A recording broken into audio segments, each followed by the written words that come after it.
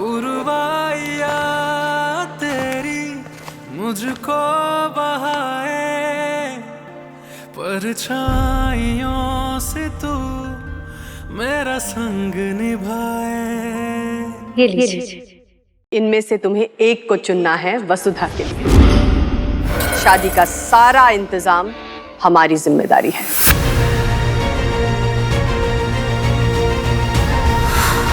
क्यों किया तूने? जरूर कुछ तो है।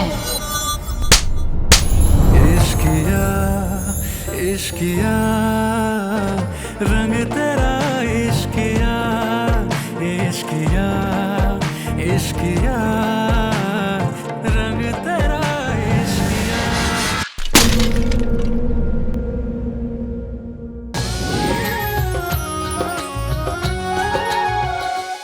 जिंदगानी की कहानी, रंग है तू मैं हूँ पानी, हौले। नमस्कार दोस्तों, चलिए बहू बेटी और ZEE5 के आज के एपिसोड की शुरुआत करते हैं गंगा माई की बेटियां शो के साथ।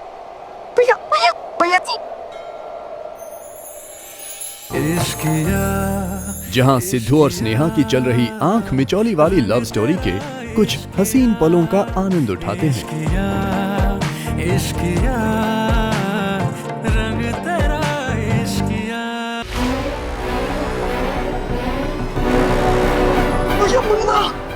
शुक्रिया भैया। किस्त के पैसे दो, अरे दुकान बंद कर अपनी। बाजार में कुछ खरीदी करने आई स्नेहा जाने अनजाने उसी दुकान पर जाती है जहां सिद्धू का साथी मुन्ना स्नेहा के सामने ही दादागिरी करते हुए वसूली करने की कोशिश करता है। एक मिनट, ये 180 डिग्री में घूमिए जरा, घूमिए इधर। स्नेहा मुन्ना को पहचान लेती है, जिससे मुन्ना की सिट्टी पिट्टी गुम हो जाती है। यही जमीन में गाड़ देंगे हम तुमको, निकलो। उस दिन हमारे ढाबे पे आके गुंडागर्दी कर रहे थे और आज यहाँ। ये काम है ना तुम्हारा, मासूम लोगों को परेशान करना। हम तो भैया के लिए काम करते हैं। कौन है तुम्हारे भैया जी और कहाँ है? वो रे वो पीछे छुप रहे। ये पास आ रही है। हाँ बेटा, कुर्बानी तो होगी हमारी नहीं तुम्हारी। दूसरी ओर सिद्धू अपने आप को स्नेहा के सामने आकर एक्सपोज होने से बचने के लिए काफी जद्दोजहद करता है, जिसमें वो कुछ हद तक कामयाब भी होता है। कसरत आज ही कर लेंगे का भैया जी? आप ही थे ना जो हमारे ढाबे पे आए थे, क्या बोले थे कि एक बार माफ कर दो, दोबारा ऐसे कभी नहीं होगा। और आज क्या कर रहे हो? एक और मौका दे दीजिए, इस बार हम पक्का सुधर जाएंगे। हम आपको सत्य बताते हैं, हम ना खुद पागल हो चुके हैं झूठ बोल बोल के। ये फरेब की जिंदगी, मुंह छुपा छुपा के भगोड़े बन के जिंदगी जी रहे हैं। हम खुद थक चुके हैं इस जिंदगी से।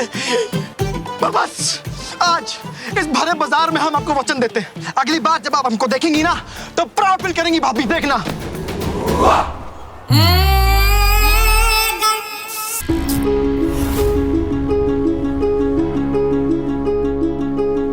योग्य है। मंगल बाजार के सारे सस्ते आइटम लेकर यहाँ के करने आया है तू? नया धंधा शुरू कर दिया के?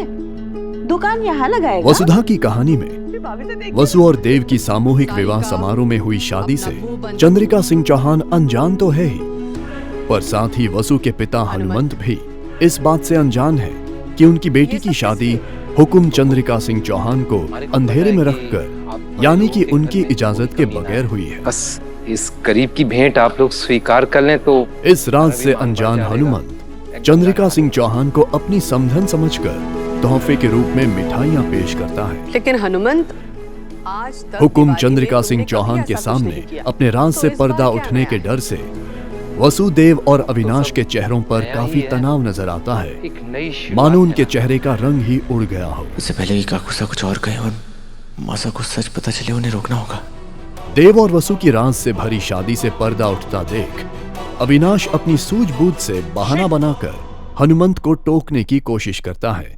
ओ शिट मासा, आज ना ऑफिस में मनीष जी ने अर्जेंट मीटिंग। लेकिन तभी हुकुम चंद्रिका सिंह चौहान किसी कारणवश हनुमंत को रोक लेती है। अभी हमें हनुमंत से कुछ जरूरी बात करनी है। नंदिनी, हनुमंत को वो लिफाफा दो। जी आंटी, ये लीजिए। यो क्या है हुकुम? हमारा वचन जो हमने तुम्हें दिया था, अब इसे पूरा करने का समय आ गया है। खोलो इसे। चंद्रिका सिंह चौहान का वसुधा की शादी के लिए किए प्रयास को जानकर और देव की सगाई नंदिनी संग करने के आदेश से भरा ऐलान सुनकर हनुमंत और चकित हो जाता है। अब तुम इन्हें अच्छी तरह से देखो, क्योंकि इनमें से तुम्हें एक को चुनना है वसुधा के लिए।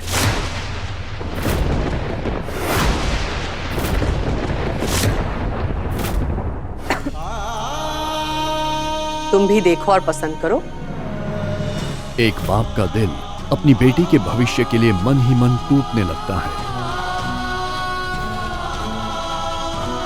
खुद को संभालो हनुमंत।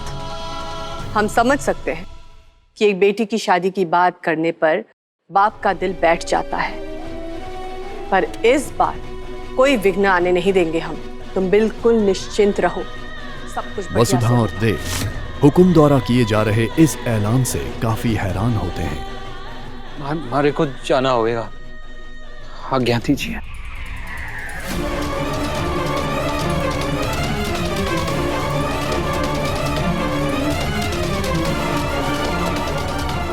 असहाय हनुमंत अपने घर भारी मन से लौटता है। वसुदेव, अविनाश और दिव्या उसे समझाने की काफी कोशिश करते हैं। बाबू साहब हमारी बात सुनिए, बाबू साहब माफ कर दीजिए ना। काकू प्लीज हमारी बात सुनिए, बात करने का मौका तो दीजिए काकू प्लीज। आप कौन? और आप किस रिश्ते से हमारी दहलीज पर खड़े हैं?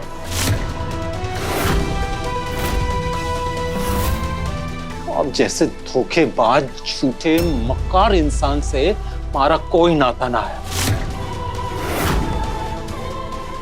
एक वक्त पर तो हनुमंत का गुस्सा इतना फूट पड़ता है कि वो आवेश में आकर देव और वसुधा को भी थप्पड़ झाड़ देता है। शादी हुई है तो अपनी मां से कहने की हिम्मत क्यों नहीं है आप में?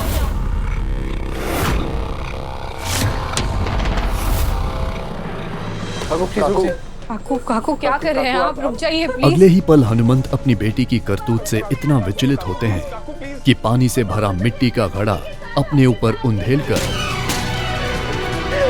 वसुधा संग अपना बाप बेटी का रिश्ता तोड़ देते हैं। आज से मैं अकेला हूं, हमारी बेटी मर गई।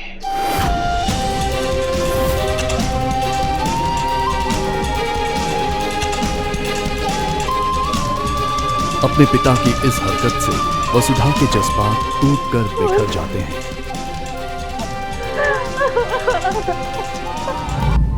हैप्पी दिवाली। इतने दिन हो गए दिवाली गए, आप आज दिवाली मना रहे हो? क्योंकि मेरी असली दिवाली तो आज है बहना।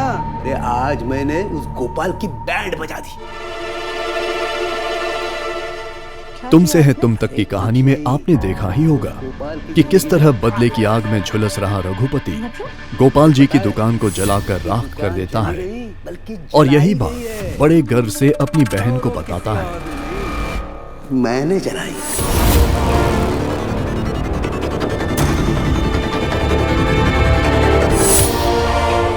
भैया कि क्या किया है आपने? अपने भाई की ये करतूत सुनकर बहन विचलित हो जाती है और जज्बातों को संभालते हुए अपनी नाराजगी जाहिर करती है। जो उसने हम लोगों के साथ किया वो ठीक था।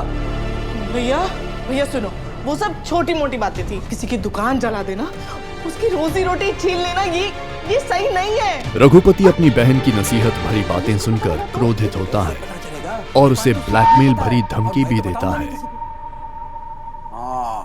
पर अगर तूने ये बात किसी को बताई तो याद रखना, तेरी बेटी की शादी अभी बाकी है, पिंटू की पढ़ाई बाकी है और इन सब हालातों में सिर्फ मैं ही तुम्हारा साथ दे सकता हूं।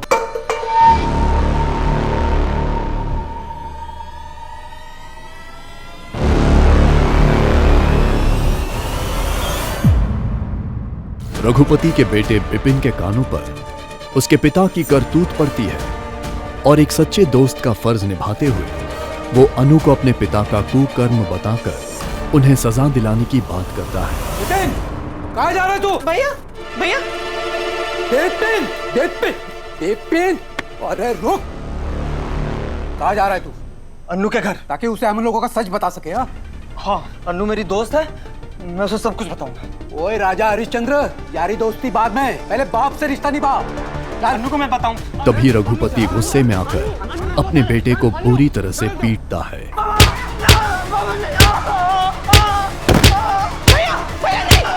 भैया रुको, ऐसे जवान लड़कियों को ऐसे नहीं मारते भैया। ये बात ठीक नहीं है पुष्पा। एक तरफ तो तू कहती है कि मोहल्ले वाले ही एक दूसरे का दुख सुख बांटने के लिए होते हैं, और इतनी बड़ी बात हो गई, तूने हमें बताया तक नहीं। शर्मा जी की मोहल्ले में काफी इज्जत है। पड़ोसी शर्मा जी के साथ हुए हादसे की खबर सुनकर शर्मा जी एंड फैमिली से मिलने और उनका दुख बांटने आते हैं। पर ये सब हुआ कैसे? हर शाम की तरह मैंने उस दिन भी दिया जलाया और फिर मुझे फोन आया।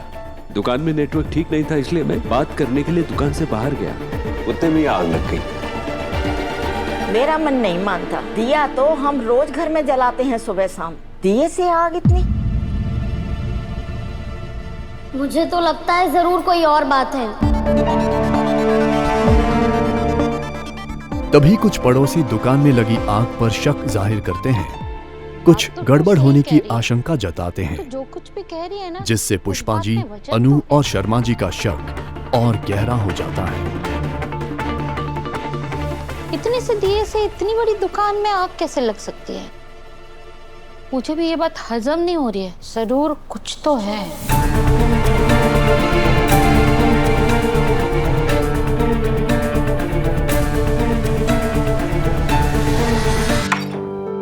ध्रुव, वो वर्कर्स को देने के लिए पैसे निकलवाए थे ना तूने? हाँ, मैंने लॉकर में रख दिए।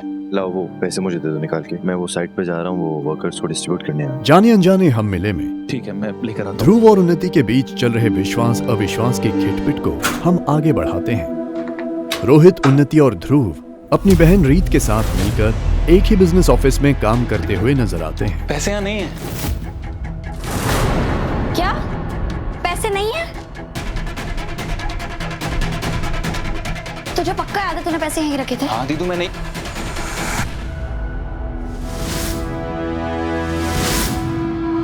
एक मिनट।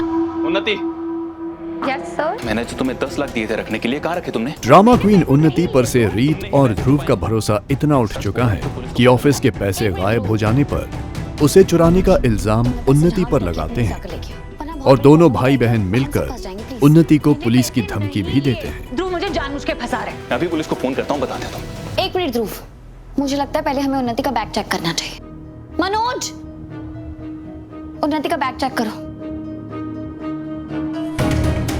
रोहित भी रीत और ध्रुव का साथ देते हुए उन्नति की पर्सनल चीजें चेक करता है, जिससे सारा सच सामने आ जाता है और उन्नति को कानून के हवाले कर लॉकअप में बंद किया जाता है। मनोज, वो बैग लेकर आओ। ये मेरा टिफिन बैग है। अब आप लोग क्या मेरा खाना भी चेक करेंगे? रोली,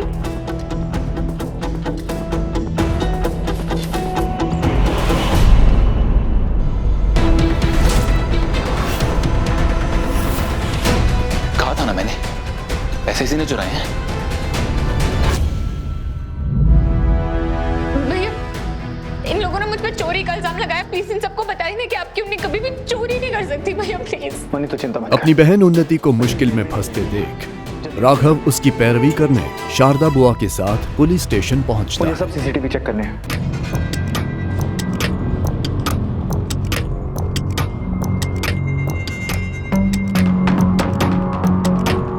सीसीटीवी के जरिए सबूत सामने आने पर राघव का अपनी बहन उन्नति पर पैसे चुराने का शक पक्का हो जाता है, लेकिन शारदा बुआ उन्नति को क्लीन चिट देते हुए रीत को ही अपना दुश्मन मानती है और राघव को समझाकर उसके मन में ध्रुव के खिलाफ जहर घोलने की कोशिश करती है।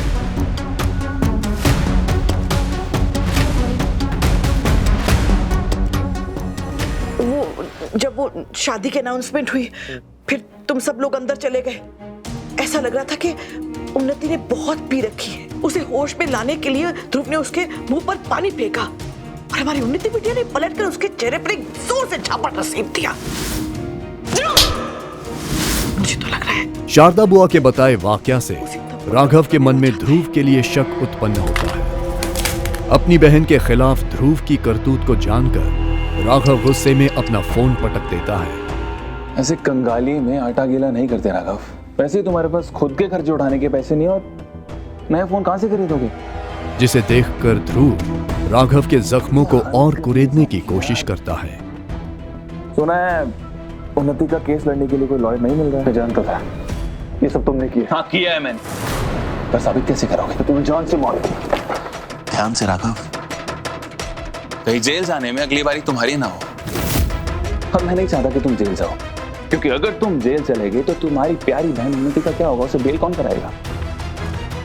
तो इसलिए उसके बारे में सोचो और मुझसे लड़ने के लिए तुम्हारे पास बहुत वक्त है। तो दोस्तों, इन दो भाई बहनों के बीच छिड़ी जंग के ड्रामे का अंजाम क्या रंग लाता है, ये जानना हो तो हमेशा की तरह इन सारे शोज के फुल एपिसोड्स देखिए ZEE5 पर, वो भी बिल्कुल फ्री, क्योंकि ZEE5 पर है अपनी भाषा और अपनी कहानियां।